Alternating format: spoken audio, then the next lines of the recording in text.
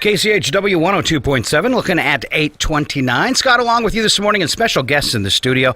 We've got four of them. We have Mayor Dorothy Knaus and candidates for mayor David Wantland and Bob Belknap, and our timer today, Ed Broberg. Big round of applause for all of them for coming in and taking their time this morning to come visit us at the KCHW studios. How are y'all doing? Say good morning. Good morning. All right. Hey, wow, they listen good. All right. So we're going to start off today, and we're going to go ahead and go counterclockwise. We'll start off with our mayor, Dorothy Knaus. And Dorothy, just in case people are new to town, first year voting, maybe haven't been involved much in the city, maybe never met you, I want to start off and go around the table, have you tell a little bit about yourself and why you're running for mayor. Okay, I'm Dorothy Knaus. I've lived in Chewelah all my life. My work career has been with the city of Chewelah. I also served on the city council. So I felt like I was a good fit, knowing the background and the history of Chewelah and the way that local government works. And I am running again because it just seemed like the natural thing to do. You had a lot of people your first time come to you and ask you to run, didn't you? I did because the city was in financial straits at that time, and my background was as clerk treasurer was handling the finances of the city, so they felt that my expertise would help. All right. David Wantland, tell us a little bit about yourself and why you're running for mayor. Well, I was raised in Oregon and spent a lot of time just not too far from here, down on the Columbia River in my junior high years, learning and appreciating God's great creation and the outdoors. My dad kidnapped me and took me to California, and then when I retired, I came back home.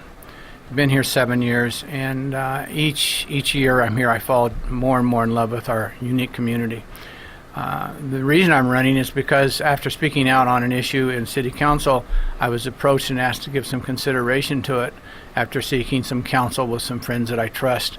And listening to their advice, I decided that I'd like to give back to the community that I've been so blessed to be part of. All right, very nice. Mr. Bob Belknap, a little bit about yourself and why you're running for mayor. Well, I was born and raised here in Chewelah, left to go to college, and then beyond college ended up with a career in New York City, and came back after 9/11. A couple of years later, the city no longer had quite the same feel to it, so I came back home and to be with my mother for a while, and she passed, and I really like it here. It's genuinely a very nice town. I'm running for mayor because I see a number of issues that if we make slight changes, we can actually make the government work a little more, how to put it, a little smoother with regards to decision making and that sort of thing. I'm very interested in open government. And you're kind of in the hard position there because your temptation is to turn and talk to me, but we got to get you talking into that mic. Okay. So you twist it whichever way you need to. All right. Thank you very much, Bob. We're going to start with some questions, and we'll kind of go around the table, give everybody a chance to respond.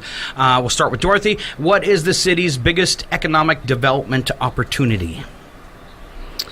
Right now, we have to do some things to provide that opportunity, and one is getting broadband, which is being done right now. Charter's putting in 60 megabits capability for broadband. I've worked hard with Senator Short on the projection of a company coming into Addy, which we know when Alcoa was there, Northwest Alloys, it was a big boon to the city, both in people living in Chewelah, shopping in Chewelah. So I'm continue to work on that with her and any other thing that I can see. I think purchasing the airport will be a huge economic boon to the city if we're able to accomplish that. All right. David, same question to you. What is the city's biggest economic development opportunity?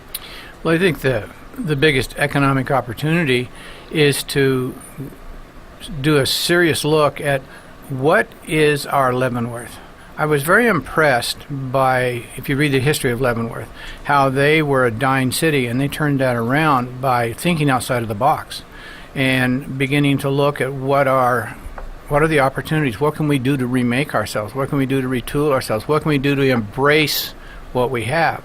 I think we need to take a serious look at what our region has and what's going to be the best. I'm very intrigued by what appears to be the influx of vineyards in the area. And thinking back to California, there's been some very successful areas that have brought in a lot of tourism and a lot of employment by embracing that, having wine tasting rooms and that sort of stuff. So I think we need to think outside of the box. I think we need to look at see what our real true assets are and then work to embrace those. All right, Bob, same question for you. What is the city's biggest economic development opportunity? It's really the people and their ability to see these things, the ability to ask the questions that are necessary to find that. I notice a lot of groupthink in Chewelah. The various organizations very much like themselves, and they have a yes mentality. They need to think a little more out of the box. They need to confront one another. There needs to be a little more conflict in their conversation so that really understand that there's more than just what people are saying yes to, that there are opportunities out there that if you don't explore them, you're never going to see them. All right, thank you. Ed, will you do us a favor? I've got everybody's mics up really loud, and I can really hear that fan. Will you turn off that fan that's in the window over there? He didn't know he was going to have to do that kind of stuff. All right, I'm going to switch it up and just give everybody a chance to go first here. So, David, you'll be starting for the next question. And the question for you is, what basic services need improvement in Chewelah? I think the basic service, other than the broadband, which Dorothy's already addressed, and thank you for working on that, Dorothy. That's something I think is a frustration for all of us. But I think the basic service that needs to be improvement is taking care of our streets and our infrastructure. There just seems to be repeating cycles of the same potholes reappearing and the same issues reappearing. So I'm not saying that I'm going to fix every pothole or I'm not going to put a pothole in every garage, but the thing that I think is important is to look at that as a symptom and start drilling down. Why are we continuing to have the problem? Is it because we're using inadequate material? Is it because we're not bidding right? I mean, there's a lot of questions that need to be asked to drill down so we can solve the problem, identify the problem first, and solve the problem instead of just keep putting patches on, no pun intended. All right. Bob, what basic services need improvement? I agree. They are infrastructural. Basically, the infrastructure is key to most of the citizens in the community. Rather than looking at a lot of other things, I would say if there were training available for our crews to get some training on some of these things. Because my guess is, from what I've seen, there are no procedures manuals, there is no training setup that I've seen that takes them outside of the city to learn how to do some of these things. And I think that's would be one key, is training. Teaching these people how to do things so that we don't have to go out and bid for them instead. Okay. All right, same question to you, Dorothy. Well, I agree. It's our infrastructure. I have a little different take on it. The people that handle our wastewater and water systems are certified by WETRIC, and they go to training to get that certification, and they hold either a level 1, 2, or 3 certification for that.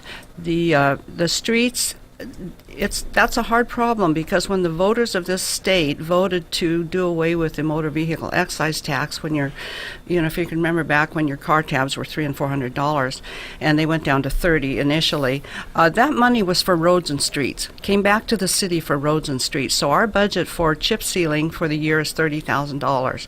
That will do one street. So trying to spread that between the golf course and here, so our patching is all we can do. A reconstruction of a street, which we dig down 18 inches and reconstruct the street, we're talking millions of dollars. That's $4.50 a linear foot. So that takes a grant to do that. The city does not have enough money to do that. All right. So. Before we go on, one thing I wanted to do when we started, and I forgot, was, Dorothy, will you explain, I know towns have different kind of mayoral, You know what I'm Form trying of to say. government. Form of government. Will you explain Chewelah's for everyone? Yes, Chewelah for years was a second-class city. The cities are set out by the state, and the population is the key.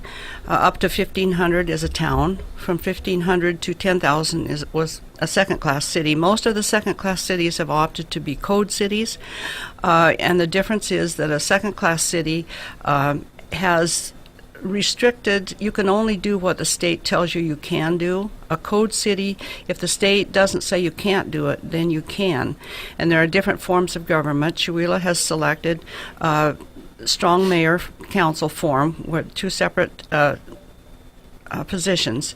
The council manager form of government is the manager is selected from the council, or excuse me, the mayor is selected from within the council. One council member serves as mayor, which is only a figurehead, and then a city manager is employed who actually is the chief executive of the city. Okay. In our form, the mayor is the chief executive. All right. And I've heard you comment before that you can't vote on, correct? Or are you a tiebreaker? I'm a tiebreaker in some instances. If they're voting on an ordinance, a franchise, there's a few things that the mayor cannot break the tie on. But just an ordinary vote, I could break a tie. Okay. I also have veto power. Oh, wow. Okay. I wanted people to I've understand. never used it. I wanted people to understand what the mayor's position entails Okay. here in Chewelah, in case they didn't. Okay. All right, Bob, we're going to start with you this time. What can be done to improve the city's environment and parks? Well, that's a hard one for me, only because I'm not all that understanding of the actual situation with regard to the parks. I would like to see more things in the park. The splash pad is such a good idea, but I think I would put it in a different park. But that's just, one thought. We have good parks now. I think use would be key. Getting people to get out there and actually use the parks. I wouldn't mind seeing plays done in the amphitheater and so forth. There's just so much usage that could be made of the park. You could be out there from every now and then doing special interviews. I do. Good. Keep it up. All right. Same question for you, Dorothy. Well, I agree with Bob. I think that we could use our parks for a lot more. One of the drawbacks and one of the positive things about the pavilion in the park is that it's a beautiful place, and you can drive by on 395, see something going on, and you can stop. The noise on 395 is makes it, you have to have something very loud on center stage, for people to see it. But we are looking at a splash pad.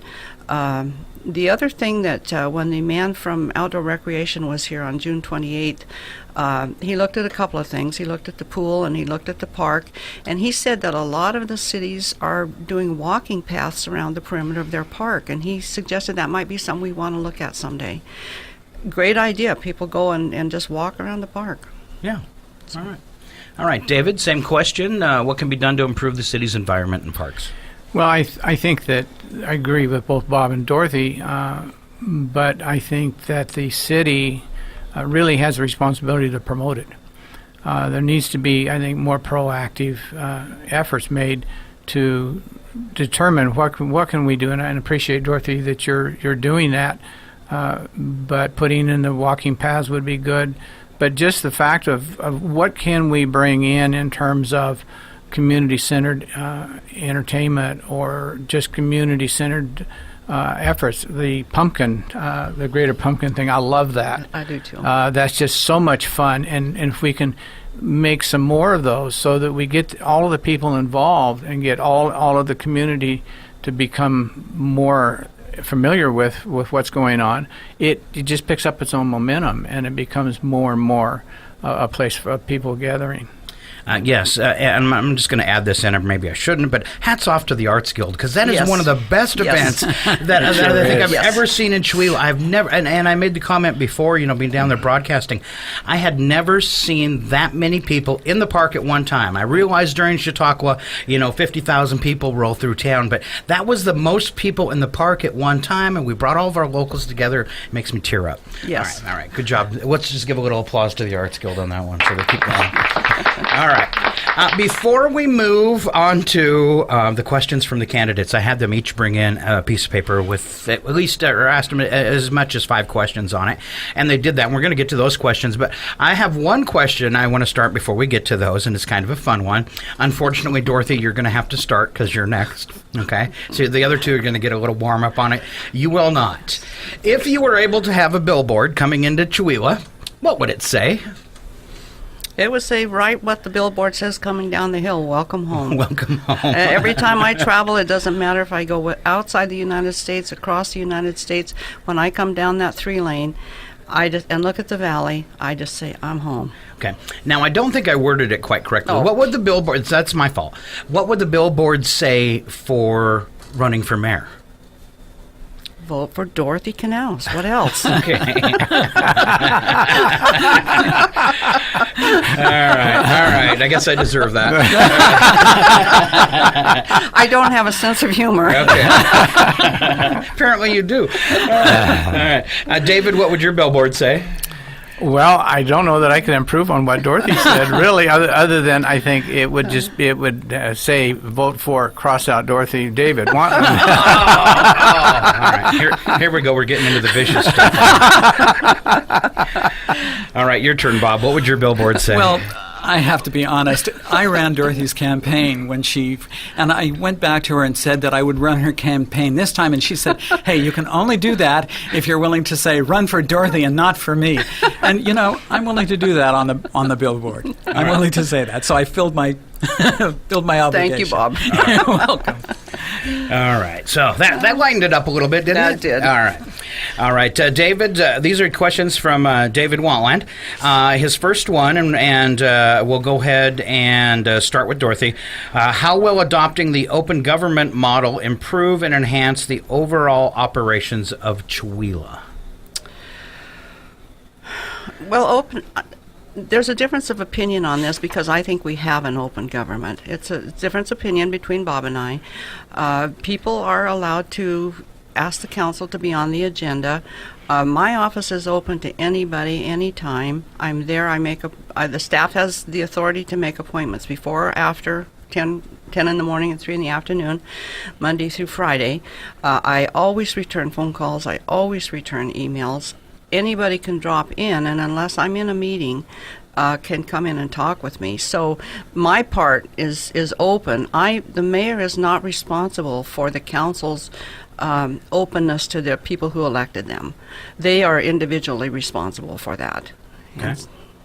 All right, same question for Bob. How will adopting the open government model improve and enhance the overall operations of Chewelah? It will really change decision-making and how decision-making works as far as the council is concerned. Right now, the council has committee meetings that are secret. The public isn't invited. They're closed meetings. If the public were to come and open the door, they'd be told to go away. And there are no records of those meetings made. So you fall into a very strange position. It has to do with decision-making and the cognitive realities of decision-making. Decision-making normally isn't made at the moment of the meeting where everybody's watching. They're made elsewhere, and you don't even realize it, or the participants don't. They come up with ideas, suggestions, and that they give as alternate ways of doing things, and the council listens and goes with those suggestions that have been actually hashed out in these secret meetings. You'll find a decision where the public says, oh, we'd like A, and then it goes into this secret meeting and it comes out with B, and nobody understands why. The public have a right to not only know that a decision is made, but how that decision was arrived at. And secret meetings don't help that. That's the transparency part, and the council is not transparent. It has secret committee meetings. The second thing is accessibility. Each of the people who are on the council have a responsibility to the citizens that elected them. They have a responsibility to speak with those people and to listen to them and to make their own mind up, certainly, but after they've heard what the public has to say as well. And then there's engagement. And I noticed that best practices came into play.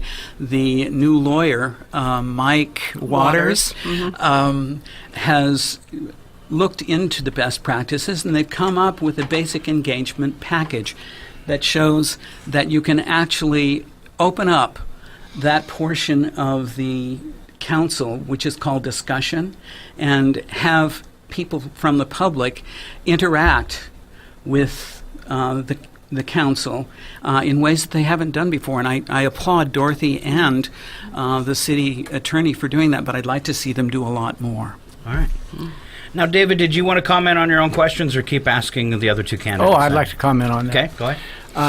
I think that it's a very important thing to understand and realize that that is a form of governance, if you will, or a form of process that really will go not very far in terms of affecting the overall operations of the city.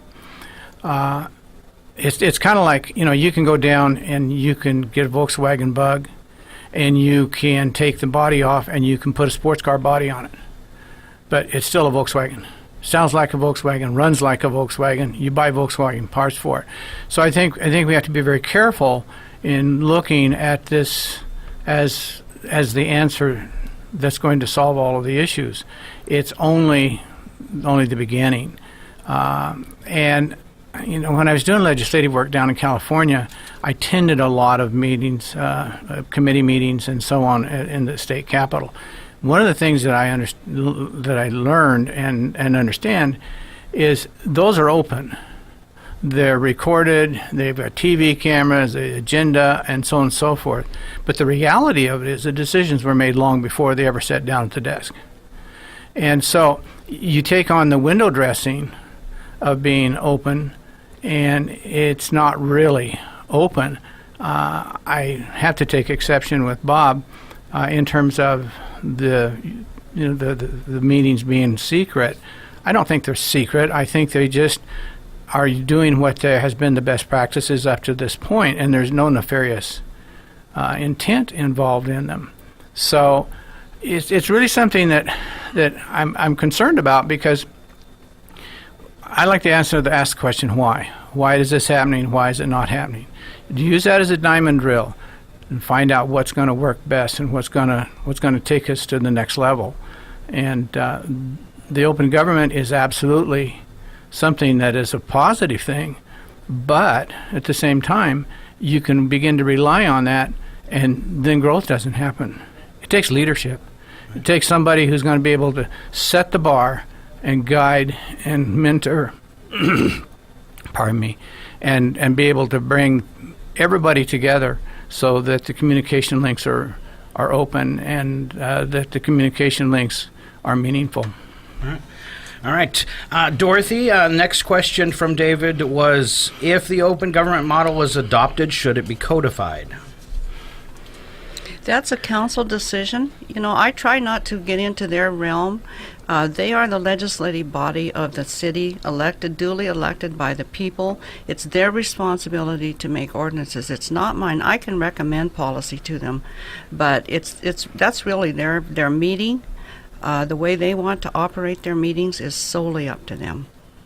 All right, same question, Bob. If the open government model is adopted, should it be codified? I agree with Dorothy that it's really up to the council. We're seeing a major shift, a paradigm shift, if you will, a generational shift. The council is pretty much turning over. I think there's only going to be one older candidate or older council member in the council, and that would be John May. Everybody else is much newer than John May and will certainly be newer now.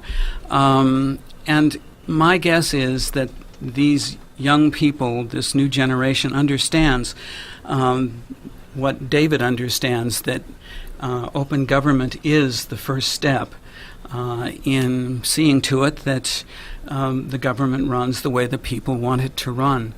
And I agree with David that decisions are not always made in the room, no matter what you're thinking. But at the same time, accountability is clearer if the people can see what it is they think they are holding the council accountable for. If it's done in secret, and even if it's not nefarious, if it's done in secret, there's no way to attach accountability because you have no idea how they came to the conclusions that they came to. All right, David, did you want to answer that question too?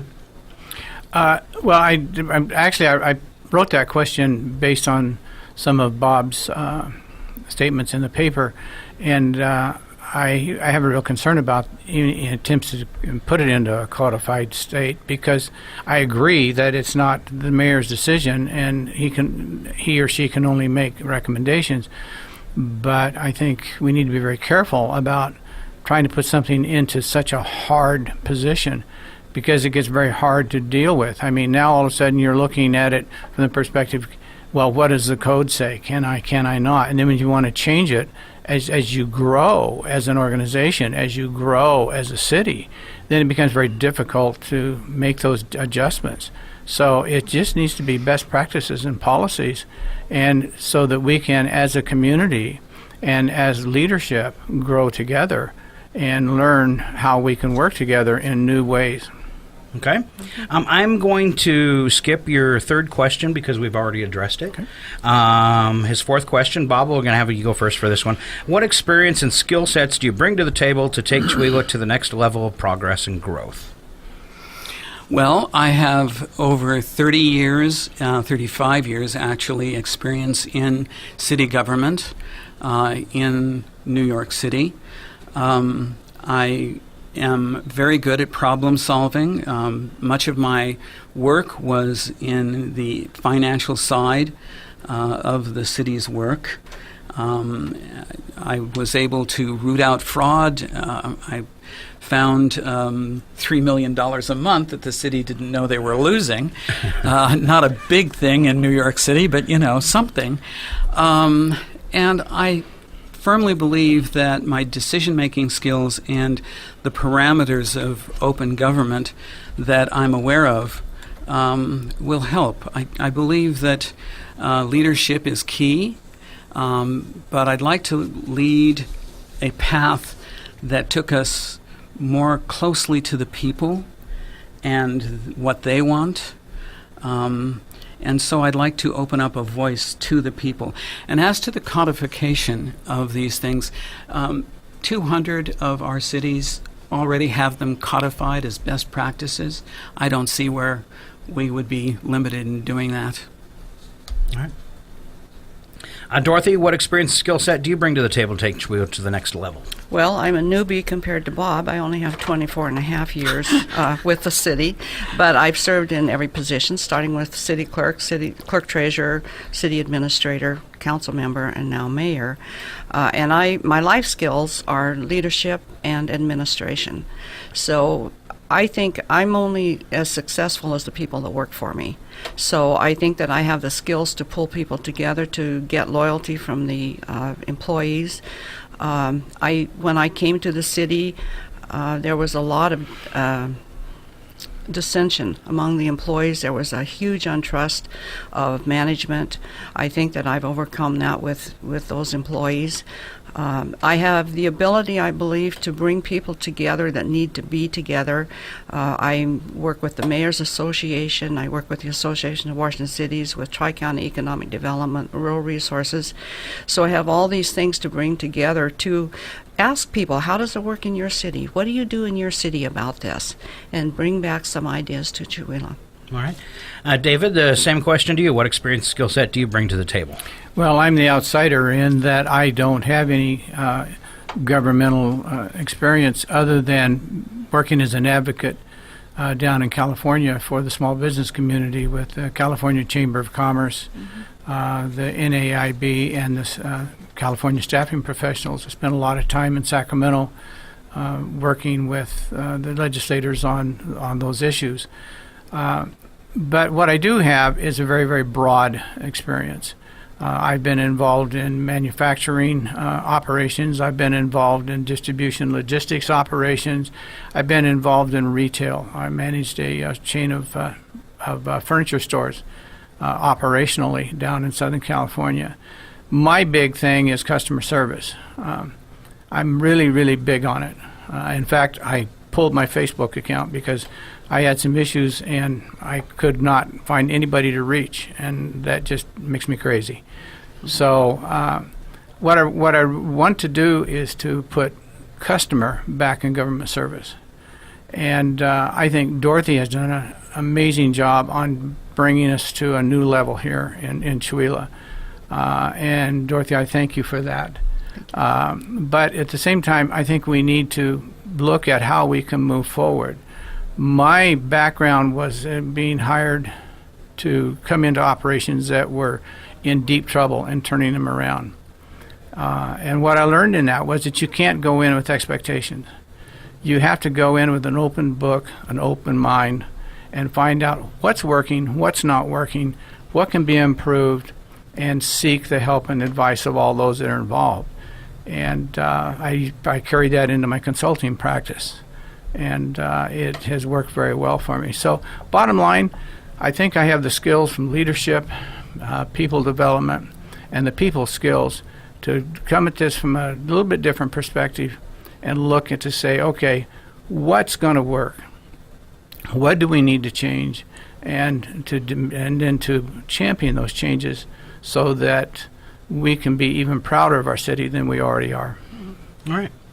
Last one to go around the table. We'll go ahead and, David, I'm going to have you start with this one. And then, does anybody need a break? You guys feel like you need a break? We're about 30 minutes in. Don't forget, I got a pile of waters there. Here, a couple of you cleaning your throats. Those are for you guys, so don't be shy.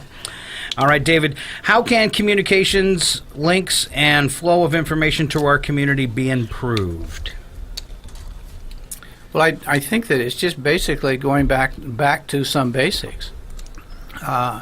It's very easy to fall into a habit of answering a question, quote, yes or no, instead of fleshing it out. I was real interested at the latest council meeting. A question was asked regarding the bidding for repairing our roads, and there was a huge discrepancy between the two bids, and the question was asked, why the huge discrepancy?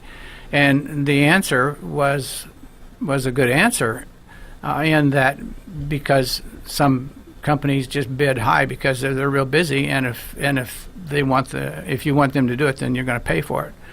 But there's a lot of other things that I think could have been answered. Did they look at the materials? Did they look at the processes? Did they look at all of the details behind the bids to make sure that they were equal?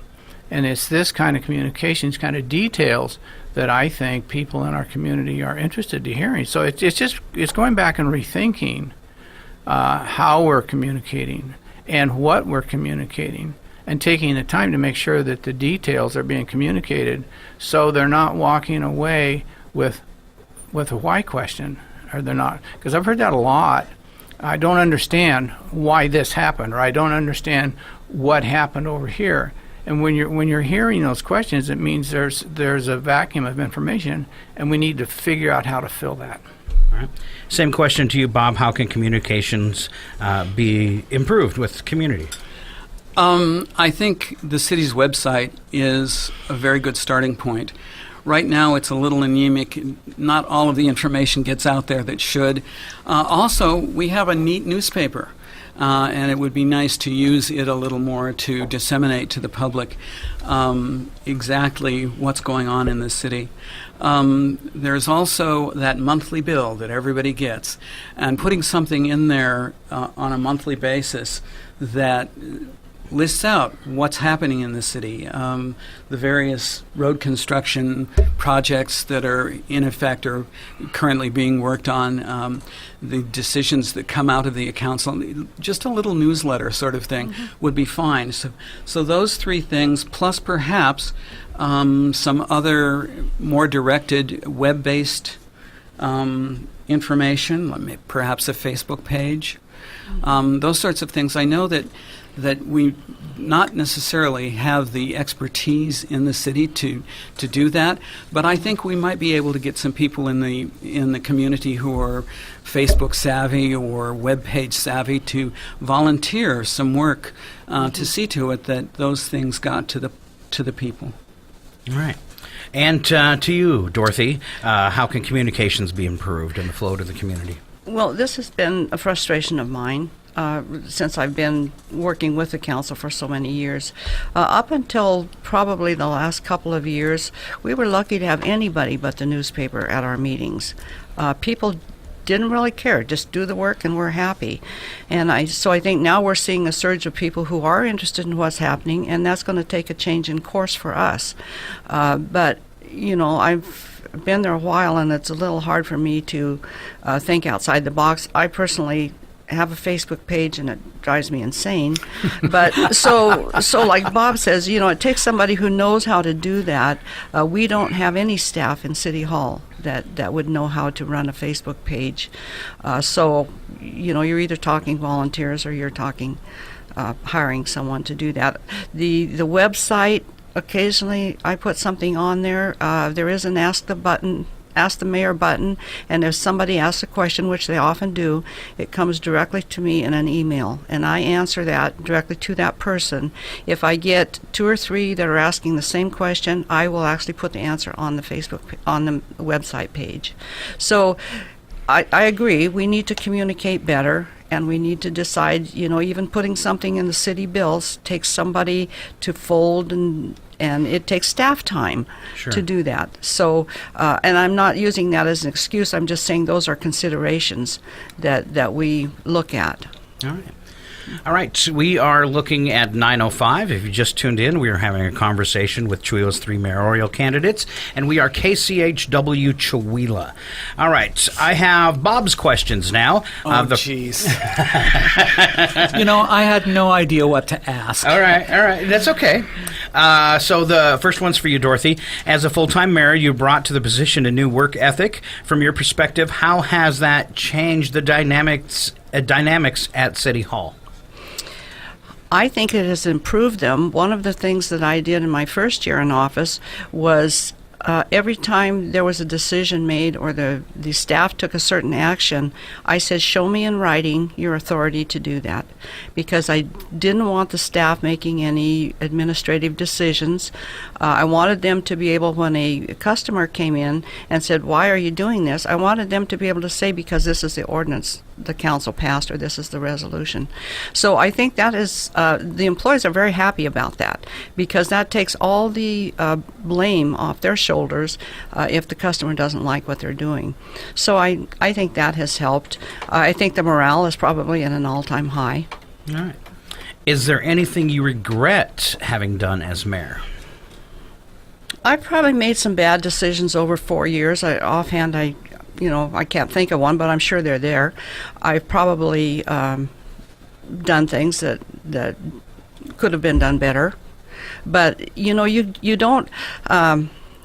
my pastor always says, if you walk into a place that you think is perfect, don't go there, because it won't be perfect anymore. So that's kind of where I'm at. I'm trying to make things better, but I'm not a perfect person. All right.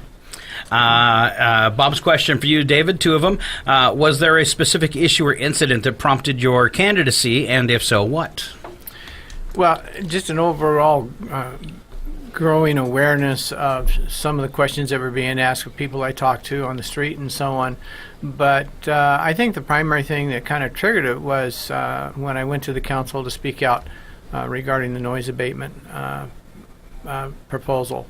And a lot of people come from California and they want to bring California into their community. And I'm just the exact opposite. I'm a refugee from California.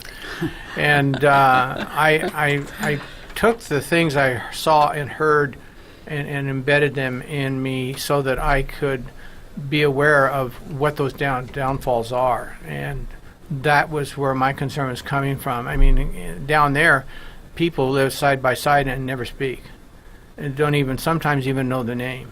And I just love our friendly atmosphere. I love our rural atmosphere. I love going to the store and people smiling and talking and choking up the aisles because they're standing there talking. I think it's such a blessing, and these types of things, from my perspective, could become a slippery slope. And so now we don't have to do that anymore. All we do is we pick up the phone and call someone to take care of our problems. So that was kind of the trigger, and as a result of my speaking out, I was asked to consider running for the mayoral position. And as I said earlier, after consulting some friends and so on, I decided to do that. All right. And your last question for Bob, for David, Bob, I'm going to go ahead and skip because we already addressed the one on economic development for everybody. All right. So my last set of questions comes to the guys from Dorothy. And we all know how hard it is to answer questions from women, so get ready, guys. Relax. All right. Bob, you're up first. You stated in your flyer, Bob, that you were committed to stabilizing city finances. In what area do you believe they are unstable, and how would you fix it? Actually, I took that question from your flyer from when you ran. I see some issues that are gone now. There's nothing that we can do about them. Our sales of some of our real estate to pay for a new shop decimated a large part of our assets that were sitting there. That's one thing. I wish that hadn't happened.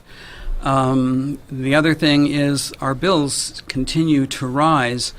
I'm not at City Hall, so I haven't seen your books. I don't know what there is to change. I know that some things aren't fully monetized.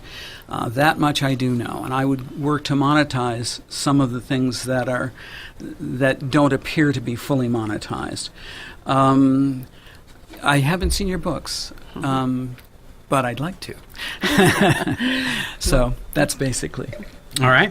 All right, we'll go around the table with the next one. David, are you willing to serve on outside boards and agencies to promote and bring attention to Chewelah? And do you think it's important? Absolutely.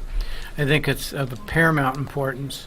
And that was one of the things that I did a lot of when I was working the legislative issues down in California. You learn so much when you go to those events. And sometimes it's not so much what you're taught as what you listen and you hear. Or you hear somebody talking about, man, I tried to do something and this is what happened and it wasn't good. I love learning lessons off of somebody else's issues because then you can not go there. So absolutely, I think it's of utmost importance that you're not just an attendee, but you're a participant. You're an active participant. All right. Bob, are you willing to serve on outside boards and agencies to promote and bring attention to Chewelah? And do you think it's important? Oh, absolutely. I agree with David completely.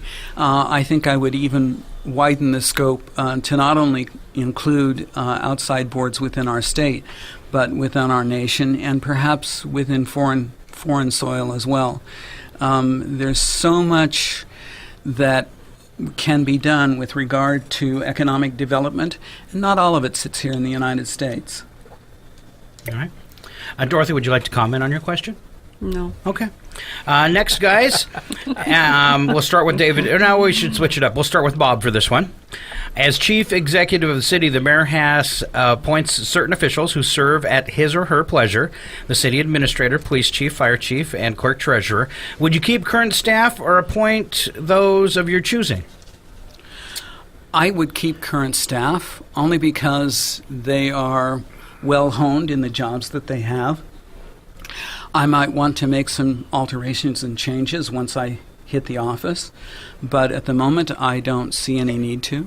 Okay. Same question to you, David. Would you make any changes with staffing the at will of the mayor employees? I see no reason at this point to do that. As I stated earlier, one of the things that I learned in my consulting and going in and turning around bad operations was you have to go into with a blank piece of paper and an open mind. And then part of that is the assumption that everybody who is in the position that they're in are good at what they're doing and are going to continue to grow and to be better. So you go in with that perspective. And if something comes along that begins to change that, then it has to take the time to sit down and either work through the issues or consider change. But you have to be willing to change. You have to be open to change. But that's not a driver. Agenda-driven politics, agenda-driven plans are dangerous because you work to that agenda instead of stopping to find out where the real issues are or where the real assets are. Okay. Scott, just because I know my staff is all listening, I think I'd change them all. Oh, no! Run, guys. Everybody at City Hall just turned gray. All right. She's laughing, hear her? And you said you didn't have a sense of humor. All right. So that'd be a dumb question for you because you picked all the staff you have right now, right? Well, I reappointed the staff. They were all in place when I came on, and I agree with Dave and Bob both that you have to see what the people are doing and how you can work with them, and if you need to make changes, you make changes. As far as the working, I've worked for a lot of different mayors, and each mayor was a little different, and my goal as a staff person was to make that person happy with me.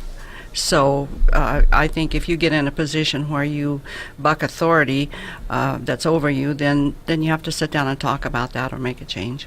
Okay. David, what will you do to bring business, jobs, and prosperity to Chewelah, and how will you support local business? I think tapping the resources that we have within our community is probably the most important thing.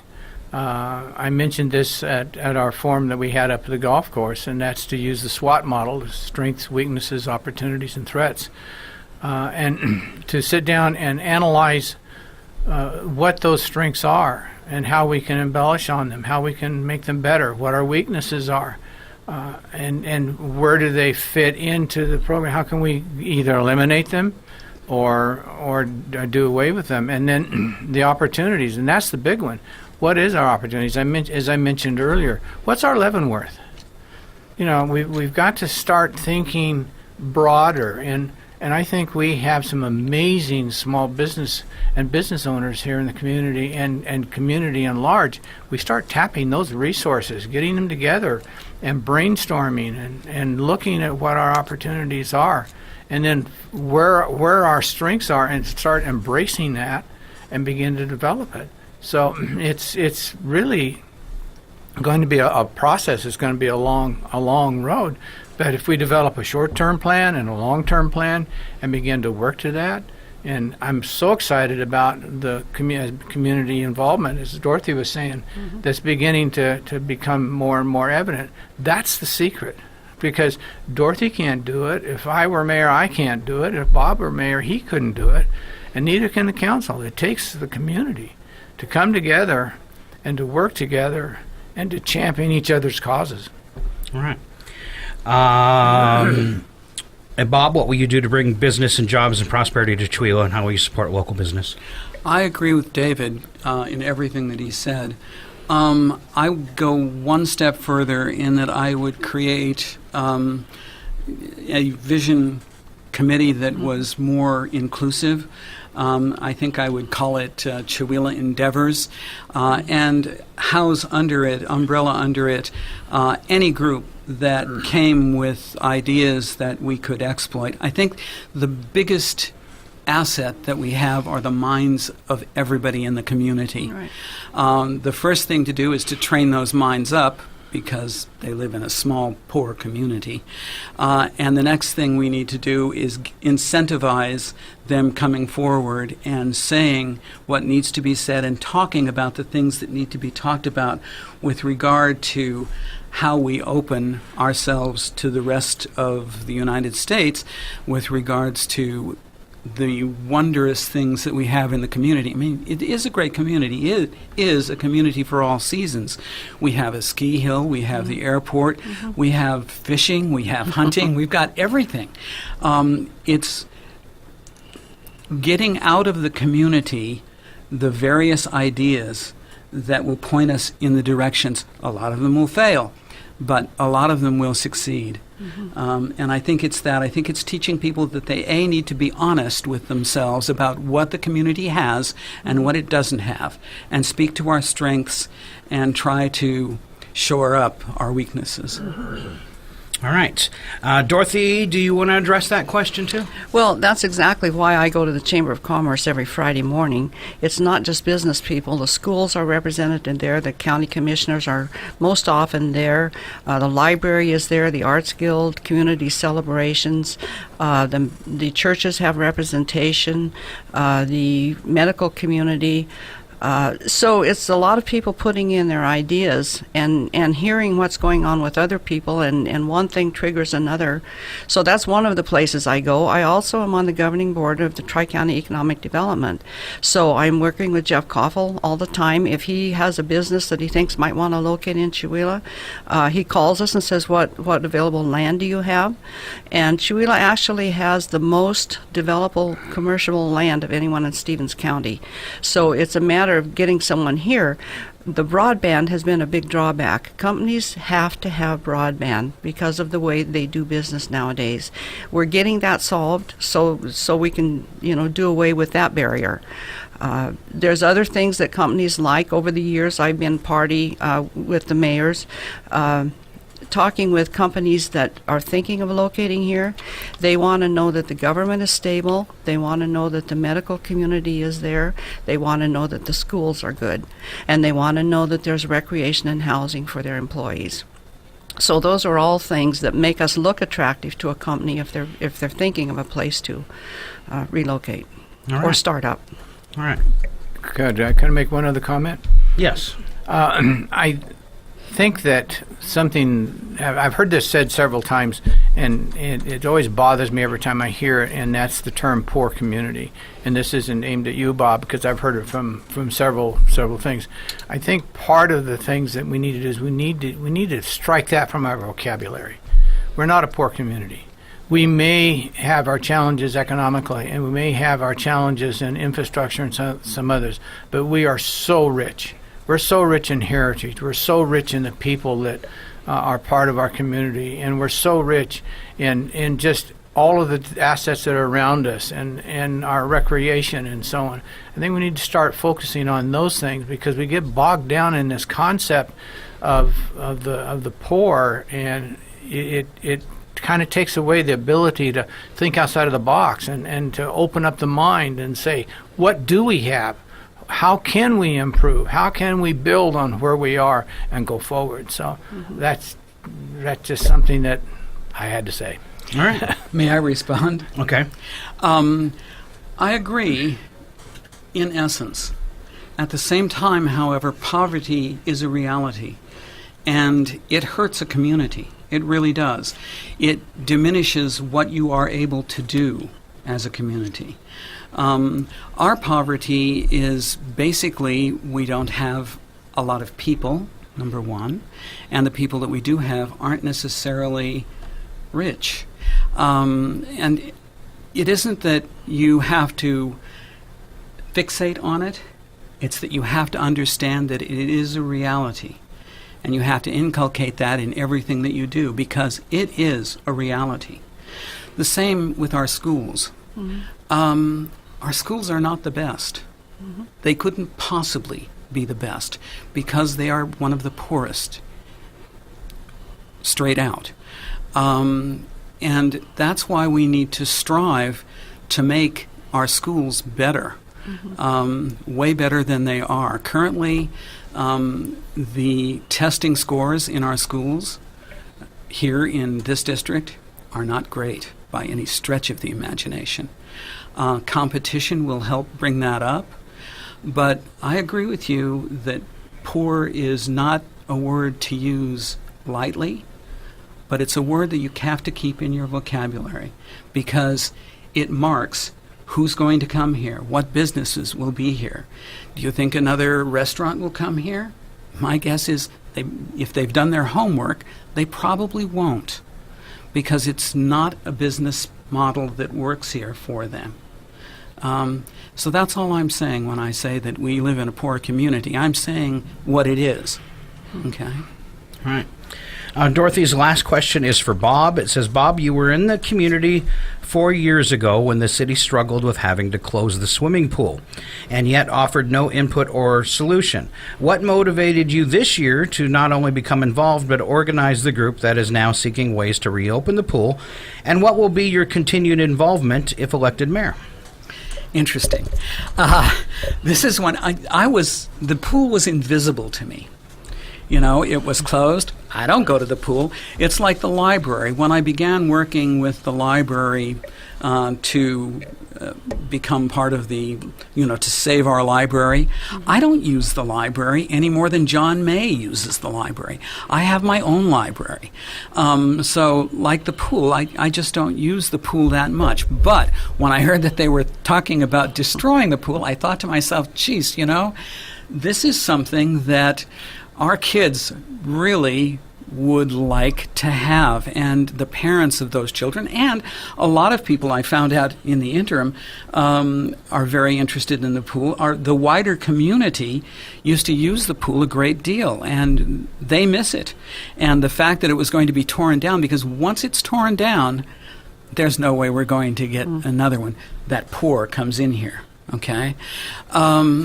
So essentially, David has agreed to help me with the pool, and we are putting together a group that's meeting shortly to work on the pool. One of the things the first thing that we have to do is recruit a ton of people. We're interested in anyone who says that they are at least interested in the pool, and we'll work from there. This is an opportunity that I put right now at being 30% possible. That hopefully will grow as time goes by. I'm not saying that we can save the pool. I am saying we're going to make a damn good try at it. Any comments on the pool since you've... No. Okay. No. All right. That's the end of the questions from our candidates for each other and for the group. We're going to go to, I think we've got time, we'll do one more here, and then we're going to give each candidate a chance to wrap up and make a statement. This question comes from one of our listeners, and they said that when their sociology book in college, at the community college in Spokane, said marijuana was less of a detriment to society than alcohol, saying how Chewelah had a liquor store for decades. Do you still support a moratorium on marijuana and those loss of taxes for the city, and why? And we'll start with Dorothy. Well, actually, I'm doing some research on this, and it's not complete yet. I can go to a data portal, which other people cannot go to, from the state, Liquor and Cannabis Board, and see exactly what each retail shop, their gross revenue, what they've paid in taxes, and I can go also to the producers and the processors. Okay. Then I can go to see what the city has gotten back in taxes. So I'm trying to put all those figures together so that, as both gentlemen have suggested, we need educated guesses. This can't be an emotional issue. The decision of whether or not there's a shop in town is, again, not my decision. It's the council's decision. I would suggest to you that when they made the original decision, we had to have a public hearing before we could have a 6-month moratorium. That's what we did first. We advertised that public hearing widely. It was a regular public hearing. We had 2 people show up for it. Both people that showed up for it were medical marijuana proponents, and the hearing was on recreational marijuana. So there was nobody else that spoke for or against. The council then decided to implement the ban after a certain period of time. So they received no public input on it at the time. The funding is very convoluted. I printed out the statute yesterday. The state is expecting $550 million in tax revenue in 2017. They put that out. They have ways they're going to spend the bulk of it. The 10% of that tax comes back to cities and counties. Of that 10%, 30% of that is based on the sales of the shop that's within your jurisdiction.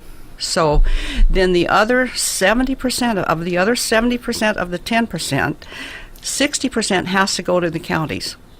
And the other 10% of that 70% is distributed to cities on a per capita basis. Try and figure out how much money that would be. $12.87.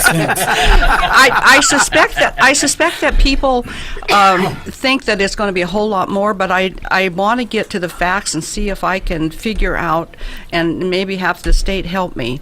You know, to give an example, if a shop made $100,000 gross and paid this much tax, how much would come back to the city? My time's up. Sorry. Your time's up. All right. Thanks, Ed. Same question to you, David. Well, I agree with Dorothy. Number one, the mayor can only advise and be a champion or come against it in terms of speaking out. It's up to the city council. I'm to be candid, I'm really intrigued as to why this has become such a hot topic. I understand that there's the potential for some revenue enhancement to the city, not only from the sales tax, but also from the ancillary sales of stopping in at Safeway or whatever other shops might be around. But at the end of the day, it's up to the city council to make that decision.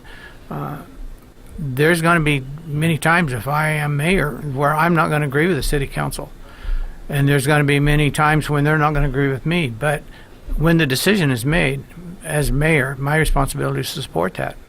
And that's what I would do if that was the decision. So, you know, the citizens of the state voted it in.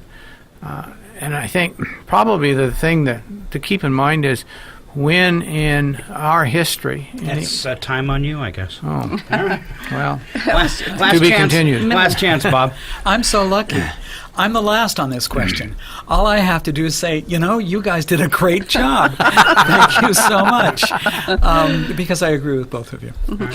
Scott, there is one thing I forgot to mention. I researched it yesterday, and the intent of the law stated in the notes to the statute is that this be used, that any revenue the cities would receive would be used for public safety purposes. So the question came up the other night, could it be used for the pool? And that's a no. It's not a public safety issue. All right. Then I had a request to ask each of you if you've smoked pot, but I'm not going to do that. So. Well, I have not, and I'm happy to tell you that. I haven't touched it. All right. So now let's give each of you a chance. We'll go around, start with you, Bob, to just some closing statements of kind of pleading for people's votes, I guess. Oh, you know. Pardon? What's our time on this? What's our time limit? Let's say 2.5. All right. I'm not going to ask any of you to vote for me because that's not the kind of candidate that I am. I like both of the other candidates. I'm sorry that I don't speak as well as they do. They are very articulate. I am ever so slightly less articulate because I get very nervous. Just saying. So I don't think I think I've said enough in my articles and so forth, if you've been reading them, in the Chewelah Independent, which goes on sale on Wednesdays and Thursdays, to have my opinions and ideas out there already. All right. David? Well, thanks, Scott, for giving us this opportunity. Really appreciate it. And thank you to the citizens of Chewelah for giving me the opportunity to possibly serve.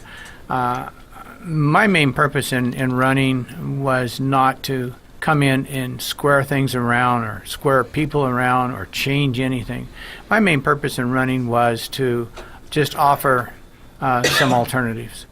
Dorothy has done a really good job on taking us to the next level, as I said earlier, and I think that at the same time there's always room for change and there's room for different approaches. So that's what I'm all about. You know, and if the citizens, you the citizens, choose me to come in and basically do some revitalization and take a look at things from a little bit different perspective, I'd be honored to be your champion. But at the same time, it's not about we've got to make some wholesale changes, because I don't see that there's any need for wholesale changes. All right. Dorothy, closing statement? Well, it has been my privilege and honor to serve for 4 years. I promised the people when I was elected that I would give 100% of my time and efforts, and I believe I've done that. I've got a few more months to do that, and I'll continue to do that. I'm happy to serve again. When I ran the first time, I always had it in my mind 2 terms. And we'll see. But one thing that thrills me is this is the first time in the history of Chewelah that we've ever had 3 people running for any position. And we have 3 positions with 3 people running. And I'm excited about that because I think the more the public talks about it, the more the citizens look at the issues, they can make educated choices. Absolutely. And so I'm like the other 2. I think we've said a lot, and the voters will make up their mind. It's a good thing. Thank you so much. Thank you, guys. And you're all nodding your heads to Dorothy's comments. Yes. That's a nice, that's a nice thing. And people have asked me before when I've done this, is like, are you worried things will get out of hand? I'm like, it's Chewelah, come on. Yeah. And that's the one thing everybody shares. We might have different concerns and stuff, but we all care about our town. Exactly. And that's why Chewelah is such a Exactly. wonderful place. Exactly. And that's why everybody laughed when we were voted the poorest state, or that they deemed that one polling company deemed us the poorest state or the poorest city in the state. Yeah, whatever. All right. So thank you guys very much. I also want to do a big thank you to the Independent for doing Yes. the candidates forum. You guys all really enjoyed that, right? Yes, we did. Yes, All right. it was great. All right. And great chance to get out and let them actually see you and touch you, shake your hand, all that stuff. And I appreciate you guys taking the time to come in this morning so that maybe we can reach some of the people that couldn't make it. Sure. So, all right. Our Thank you pleasure. so much. Thank you. All right. Once again, big thanks from KCHW, Dorothy Knaus, David Wantland, and Bob Belknap. Thank you guys all very, very much. Thank